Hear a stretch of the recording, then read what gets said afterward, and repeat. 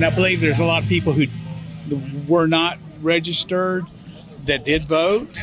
But I think after all, do you have any evidence of those things? I don't have anything. I mean, I have as much evidence as all the other people here. Which is none? Yeah. Oh my gosh. Well, you don't see this every day. And honest enough Trump are willing to admit that they have no evidence to support Trump's 2020 election lies, yet still believe something fishy happened. It's a rare sight, honestly, to find, but it perfectly encapsulates everything the MAGA movement stands for. If Trump wins, will you accept that result? Yes. If Vice President Harris wins, will you accept that result? No. No, because I won't believe it's possible. I would have believed, look, if Hillary won, I would have believed it. She had her support, and she was a first lady, and she was a senator, and she was Secretary of State. No, I do not believe, I do not believe America is a country full of stupid people. I don't believe people can be stupid enough en masse to vote for Harris because she's a fraud. I won't accept it. This is my 89th Trump rally. I think if it's a fair and honest election, Trump is going to beat Reagan's record. He's going to take all 50 states. But I'm cynical. It remains to be seen. This election could be stolen too. Case in point, TYT's Michael Schur and David Schuster, along with multiple other outlets, have interviewed this man numerous times over the past 2 to 3 years, and he has not deviated in the slightest from believing the 2020 election was, quote, stolen from Trump, and no amount of evidence proving the contrary will make him change his mind. And that's the true danger of Trump's base of support. He, along with thousands of others rather, of our fellow Americans are perfectly fine with living this lie day in and day out and won't change their minds until Trump tells them to. Biden was never really the president, and she won't be the president either. This is Barack Obama running for his 4th term as the puppet master behind the scenes. Harris is useless. Kamala is useless, but can I tell a little interesting story? I mean, It's Kamala, right? Something like that. Kamala. Kamala, like the wrestler. He called himself Kamala, and his name was really James Harris, so he was Kamala Harris. You could tell by the look on his face, he is really proud about that one. I still say he won the last time. He got more votes than he did before. And according to what I hear, obviously I don't know all this, he had enough votes to win. I mean, in the middle of the night, Biden picks up a lot of votes. Does that make sense? Well, I mean, as someone who was in Pennsylvania watching the count, yeah, I mean, there was an unprecedented number of mail-in ballots that year because of the pandemic. Well, how about the Trump tickets that they found in the ditch? I mean, there was a lot of stuff here and there. I'm sure, I don't know how big it was, but it was there. 60 courts said, or 59 courts said, we looked into this, or we're not even going to look into it because there's not enough evidence. But if it happens this time, you'll... What it is, brother. It is what it is. We'll take it as it comes. And what will happen to Donald Trump if he were to lose this election? I don't know what happened to Donald Trump. You think he might go to jail? He could, but he's got enough money. He might take care of himself. We'll see. And what happens I to the... I don't believe he deserves to go to jail. What happens to the MAGA movement were that to happen? Look around. Do you think this is going to stop? This is exactly what we're talking about when we say the MAGA movement is a threat to the future of our country. The groundwork was already laid for a charismatic, ultra-right-wing figure to take over the Republican Party and capitalize on the already present anxieties the base was feeling, justified or not. Those feelings of hatred towards immigrants, the LGBTQ plus community, non-Christians, and anyone who isn't white, along with protecting and expanding capitalism while crushing social spending efforts at all costs, won't magically disappear when Trump is eventually out of politics either. So it's up to the Dems establishment to listen to the will of their voter base and change course to offer something for people to vote for instead of just voting against the other side. Otherwise, people with this belief system will be running the country for a long time. Donald Trump, man. My wife calls me Donald Trump. I love the guy. Love the guy. If you were to lose again, what would that mean to you? We better buy some more guns, ammunition, because we got what's coming over the border right now is pretty bad. So we got criminals running the show. George Soros, he's got to go. His son's got to go.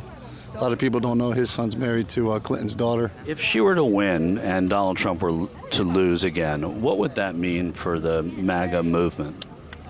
Well, I don't think that the MAGA movement is ever going to end because people want to make America great. Harris, the only thing that they want to do is let everybody across the border and ruin the country that we have and doing away with our rights and our freedoms. And can you be specific about that, rights and freedoms? Which rights and freedoms?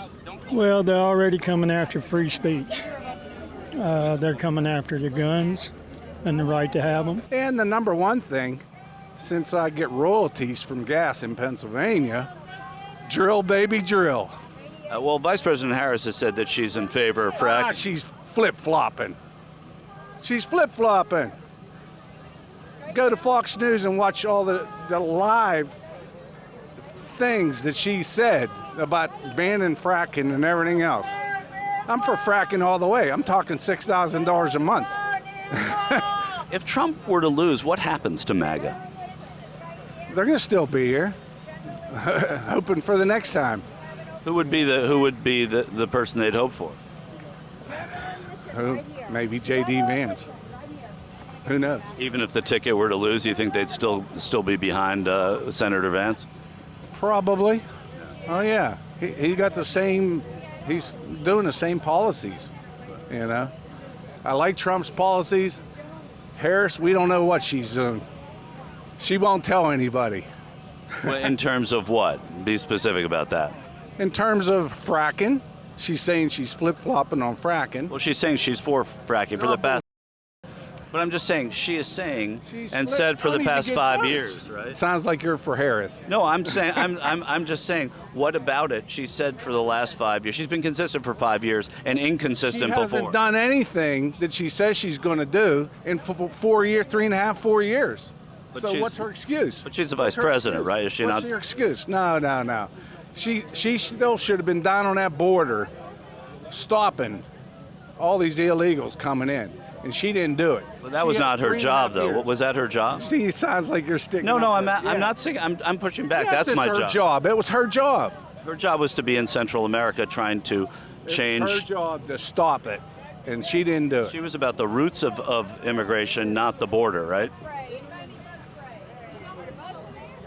The border is immigration. The role that she was charged with was to fix the roots of immigration. So to go into Guatemala and Nicaragua and stop them from going to Mexico and the root causes of it, not to be a border patrol person. She needed to be a border patrol and get it figured out. She's saying now that she's going to get it figured out. She's already had 3.5 years to figure it out. She didn't do it. If there was no other policies that I agreed with, I would vote for Trump because he says drill, baby, drill. You know that can I tell you something? We are drilling more. We are taking more oil and natural gas out of the United States now than we ever have in our history. Trump is for drilling. He always says drill, baby, drill. He wants to be America energy dominant. And I've said that for years. The United States should be completely self-sufficient. But under the Biden administration, we're taking more gas out of the ground than ever in our history, right? I don't know.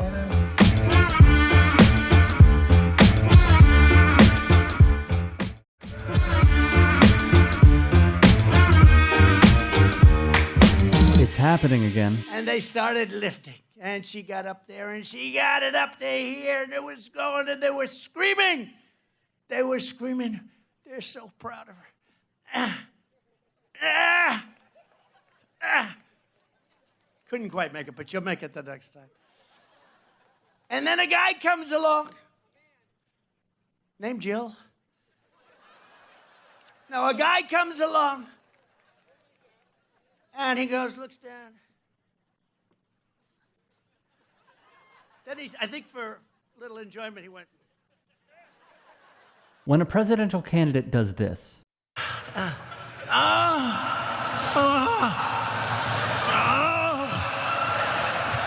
Over. The left-wing gender insanity being pushed on our children is an act of child abuse. Very simple. Here's my plan to stop the chemical, physical, and emotional mutilation of our youth. And over. Critical race theory, transgender insanity, and other inappropriate racial, sexual, or political content on our children.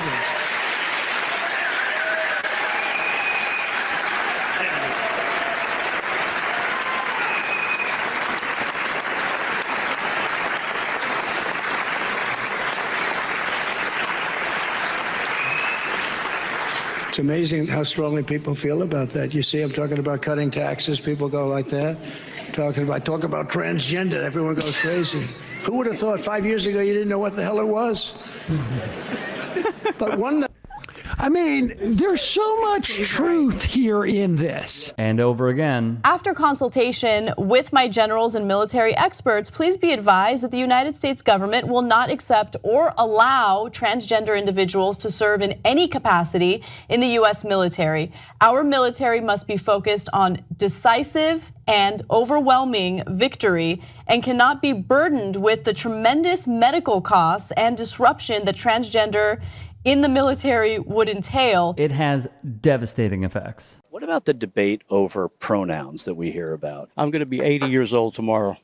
Happy birthday. Thanks. And what does it mean? I have never seen anything like this in my 80 years. I've seen a lot since the 1940s when I was born. And this is the worst. Not just on voters. Transgenderism must be eradicated. The girls who want to be basketball players, swimmers, tennis players, et cetera, et cetera. You know, if we keep going down this road where Title IX will take us, one day there is going to be a very average NBA male basketball player who's 27 years old, who's 6'8", 250, but he's no good for an NBA player. And he's going to suddenly say that he wants to be in the WNBA, and he's going to change his name and grow out his hair. And the WNBA and Jill Biden and all the feminists are going to go, okay, and he's going to be dunking over women. Not just on the media. Mississippi is poised to ban transgender athletes from competing in women's sports in schools and universities. The state legislature passed the so-called Mississippi Fairness Act earlier this week. Last night, the Republican governor, Tate Reeves, tweeted that he would sign the bill, writing, and I quote, "It's crazy we have to address this." Mississippi isn't the only state debating this issue. Idaho passed a bill banning transgender women from competing in women's sports last year, but a federal district court has suspended the law, and it's yet to be enacted. Across our nation, at least 26 states have now introduced similar bills, mostly in Republican-controlled state legislatures. But in the form of laws, even if those doing the bidding get exposed. How many girls in Georgia have been denied opportunity because of transgender athletes participating in sports? Yeah.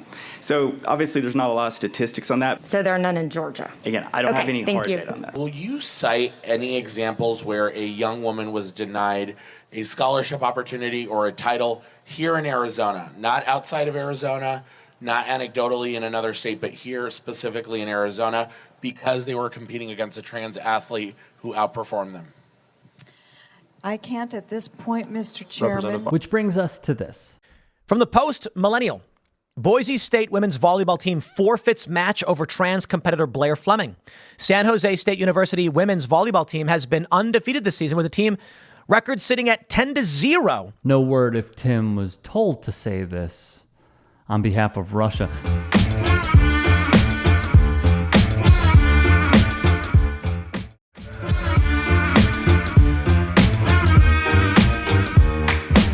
San Jose State University women's volleyball team has been undefeated this season with a team record sitting at 10-0. No word if Tim was told to say this on behalf of Russia. San Jose State does have a volleyball player named Blair Fleming, who is a redshirt senior. It's her third year at the school, for those keeping score. Prior to San Jose State, she played at Coastal Carolina, where she was not even the best offensive player on her squad. Prior to that, she played in high school on the girls' volleyball team. This all became public information because of the team's co-captain, Brooke Slusser. She joined this person's lawsuit. Obviously, we live in this kind of cancel culture. It doesn't make sense. You have to ask yourself, why do they keep pushing this? Who are they trying to appeal to? Because despite what the media portrays or how politicians are voting, this doesn't represent the overwhelming majority of how this country, really how the world, feels on this issue. I think majority of people, parents especially, they can acknowledge that gay nutcracker and black disabled Santa has gone way too far. The pendulum has swung. The pendulum has swung too far. Bars transgender women from competing in women's chess events. What do you make of that? not an athletic sport. It's a mental sport. I mean, all sports are mental to some extent, but what do you make of that? I think it's really interesting because we have sports such as powerlifting, which is, of course, sheerly based on strength, who aren't even taking this much precaution. And so I applaud the Chess Association. It's, you know, you hear the argument about brain size and brain ability if it differs between male and female.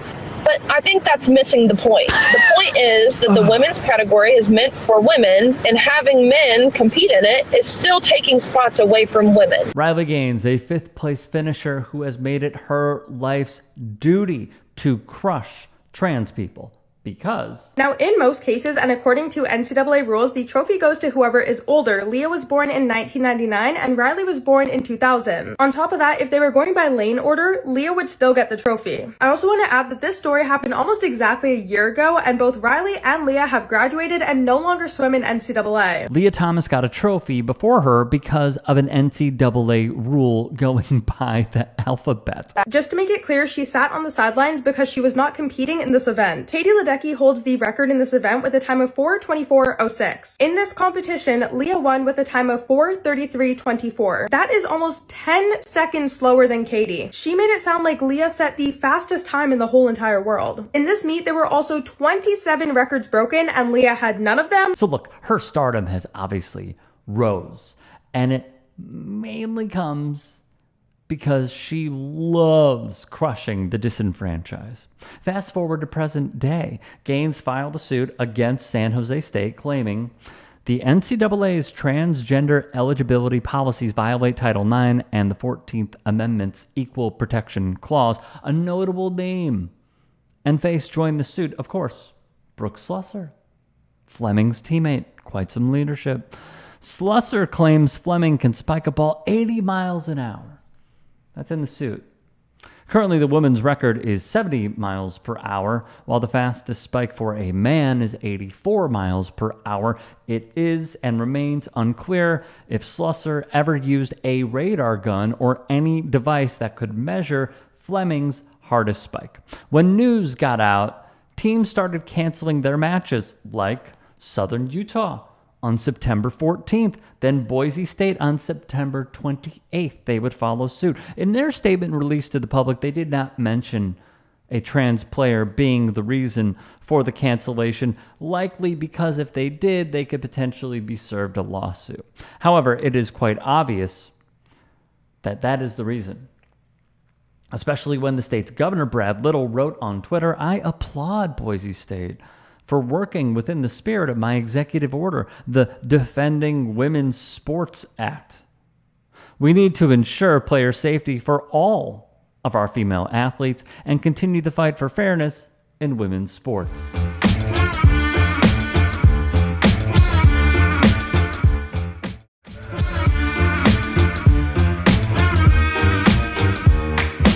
University of Wyoming did the same. Same goes for Wyoming. This was the first, and this was the second. Once again, a statement released by the school did not mention Fleming, but as we know, if they did mention Fleming, they could be sued for backing out, of course. There is little gray area. This is a rinse, wash, repeat. As Governor Mark Gordon went on the record tweeting, "I am in full support of the decision by Wyoming Athletics to forego playing its volleyball match against San Jose State. It is important we stand for integrity and fairness in female athletics." Now let's pump the brakes here. The records would show Wyoming competed against Fleming and San Jose State 2 times. So the reversal is quite an act, with many arguing it is done in bad faith. What's noteworthy is when Fleming competed, she came second to a teammate in total kills. San Jose State lost to Wyoming as well. Then there's Utah State. They took no time in canceling their October 28th match against the San Jose State Spartans.